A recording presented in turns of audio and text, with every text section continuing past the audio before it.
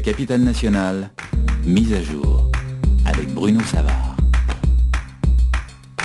Ainsi sont-ils, c'est le titre de notre émission ce soir, de notre thème à mise à jour. Il sera question de la religion, en fait des religions, des nouveaux mouvements qui s'installent à Québec et qui prennent l'expansion. On pense à l'Église de Scientologie notamment qui vient s'installer, qui investit beaucoup. L'Église mormone également qui ouvre un nouveau temple.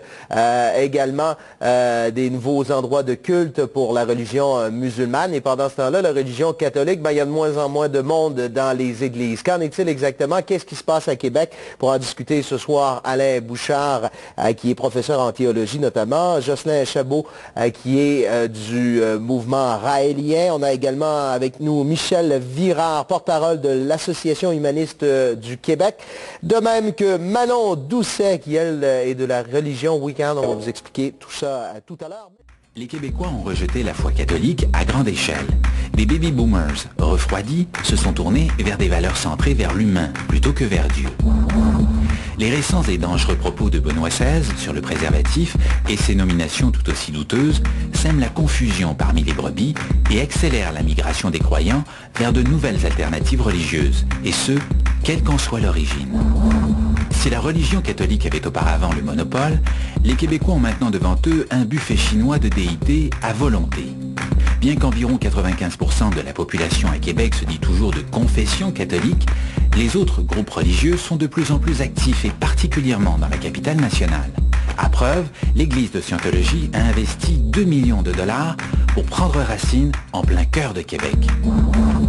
Réputée curieuse, la capitale nationale est-elle en passe de devenir la terre promise des brebis égarées?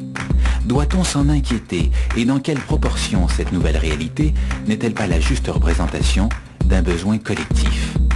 Doit-on dire amen à tout? Maintenant, il y a eu quelque chose d'assez particulier qui s'est passé au cours des dernières semaines. Vous allez peut-être remarquer des publicités sur des autobus à Montréal. C'est l'Association humaniste du Québec. Et je vois à Montréal Michel Virard, qui en est le porte-parole. Bonsoir. Bonsoir. Parlez-moi de cette publicité sur les autobus à Montréal. On disait « Dieu n'existe pas ». Pourquoi? Pas tout à fait. Dieu n'existe probablement pas. Ouais. Pourquoi cette publicité? Nous sommes prudents. Oui. Mais l'idée était en fait de frapper l'imagination et de signaler à la population qu'il y a une fraction significative des Québécois qui se reconnaissent dans aucune religion, puisque au dernier recensement, on avait quelque chose comme 400 000 personnes qui ont déclaré qu'elles n'avaient pas de religion. On suppose qu'à l'intérieur de ces 400 000, il doit quand même y en avoir un certain nombre qui sont effectivement des athées, des agnostiques, et nous aimerions les rejoindre. C'est pour ça que nous avons fait cette campagne. Mais les rejoindre, ça veut dire les amener avec vous? C'est un peu la méthode de certaines religions, ça? La méthode est utilisée par toute organisation qui veut rejoindre des gens. C'est pas particulier aux religions, ça peut être à n'importe quel club ou groupe qui a une intention. Est-ce que votre organisation prône le libre choix? Le libre choix dans quel domaine? Dans le domaine religieux. Bien sûr. Oui. Il n'y a pas de. Notre position est effectivement une de totale tolérance, dans la mesure, évidemment, où ça reste une chose privée, où on n'essaye pas d'imposer aux autres ses propres convictions religieuses. D'ailleurs, on le sent bien en utilisant le mot probablement. Votre organisation ne voulait pas choquer, ne voulait pas provoquer. C'est pour ça qu'on a utilisé le mot probablement. Hein? Il y a deux raisons. En fait, la raison est fondamentalement, c'est que du point de vue philosophique, il n'est pas possible d'affirmer la non-existence de quelque chose. Malheureusement, ce n'est pas possible. Donc, affirmer Dieu n'existe pas, on aurait pu se retourner contre nous et nous dire prouvez-le. De cette façon-là, nous ne sommes pas obligés de le prouver, évidemment, parce que ce serait impossible de prouver l'inexistence. Maintenant, l'autre point, c'est que c'est une probabilité pour nous qui est tellement élevée que Dieu n'existe probablement pas, qu'à toute fin pratique, nous sommes effectivement athées. Certains y verront à quelque part, je ne sais pas, une crainte, une peur des religions avec une campagne publicitaire comme ça? Écoutez, là, ça a été un test.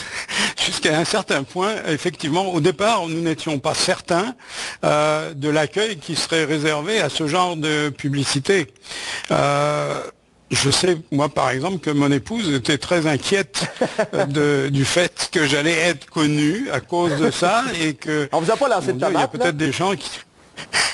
Non, il n'y a pas eu de... Il y a eu deux lettres négatives et une seule lettre qui était vraiment une lettre de menace, mais c'était encore relativement modéré parce que c'était une menace de poursuite judiciaire. Ça venait de qui, ça? J'ai répondu... c'était une lettre en anglais, et j'ai répondu aussi courtoisement que je pouvais le faire, que cette personne devrait s'adresser au Conseil des évêques du Québec, dont le secrétaire avait indiqué précédemment qu'il était très heureux de vivre dans une société où la liberté de conscience et la liberté d'expression étaient garanties. Est-ce que les athées font peur? Je vous demandais si les religions vous faisaient peur. Est-ce que les athées font peur? Oui, les athées font peur. Il s'agit du résultat de calomnies qui existent littéralement depuis 2000 ans sans interruption.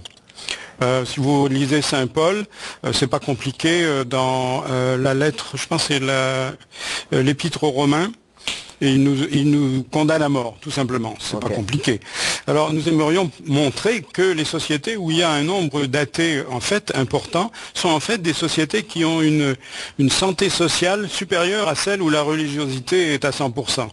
Et ça, c'est quelque chose que nous voulons absolument montrer. Être athée, ça ne signifie pas être dissolu. Il y a des bons pères de famille, des époux fidèles chez les athées, comme dans les autres religions. Monsieur Virard, je vous remercie beaucoup de votre collaboration, mise à jour. Au revoir. Merci.